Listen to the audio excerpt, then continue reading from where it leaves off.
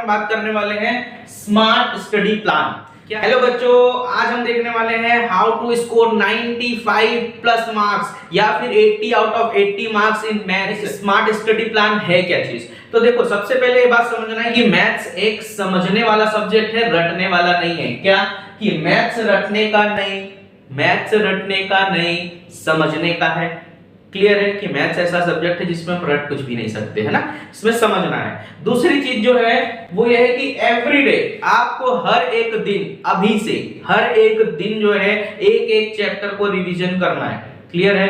इसका आज से ही प्लान बना लो कि हर एक दिन एक चैप्टर का रिवीजन करना है। पर कैसे करना है सर? तो देखो, इसमें क्या करना पड़ेगा आपको सबसे पहले कि एनसीईआरटी के सॉल्व, जो एनसीईआरटी है, एनसीईआरटी के सॉल्व और अनसॉल्व पेपर एग्जांपल्स की प्रैक्टिस करनी है। मतलब एक्सरसाइज और एग्जांपल्स दोनों की प्रैक्टिस करनी है। जो सॉल्व है वो जो एग्जांपल सॉल्व होते हैं और जो प्रैक्टिस है, जो एक्सरसाइज है, वो अनसॉल्व होती है। तो दोनों की हमें प्रैक्टिस करनी है। क्लियर है? एनसीईआरटी ब्रह्मास्त्र है भाई।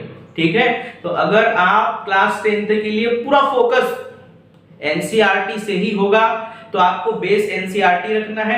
बाकी आरडी शर्मा या दूसरी जो भी आप रेफरेंस बुक ले रहे हो उससे प्रैक्टिस करनी है। बाकी आप एनसीईआरटी का क्या है कि देखो, इसके बाद क्या करना है आपको कि one copy for important formula and short trick लिख लो। तो एक आपको ऐसी कॉपी बनानी है जिसमें इंपॉर्टेंट फार्मूला और शॉर्ट ट्रिक लिखी हो।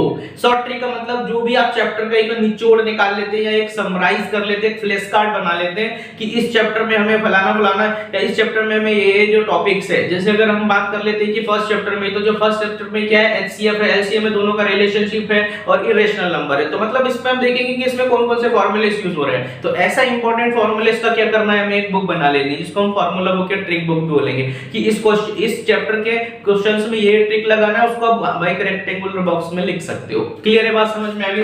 तो यहाँ पर देखो, ऐसा क्यों है कि जो फॉर्मूला बुक आप बनाओगे ये लास्ट मंथ में एक वेपन का काम करेगी, लास्ट मंथ में एक मैजिक वेपन का काम करेगी। तो इसलिए आपको क्या करना है, ये जो पॉइंट्स है, पहला जो पॉइंट है स्मार्ट स्टडी प्लान। देखो, स्टडी करने से इंपॉर्टेंट नहीं है, लेकिन आपको स्मार्ट स्टडी करना है और उसमें ये चीज को फॉलो करना है। क्लियर है भाई?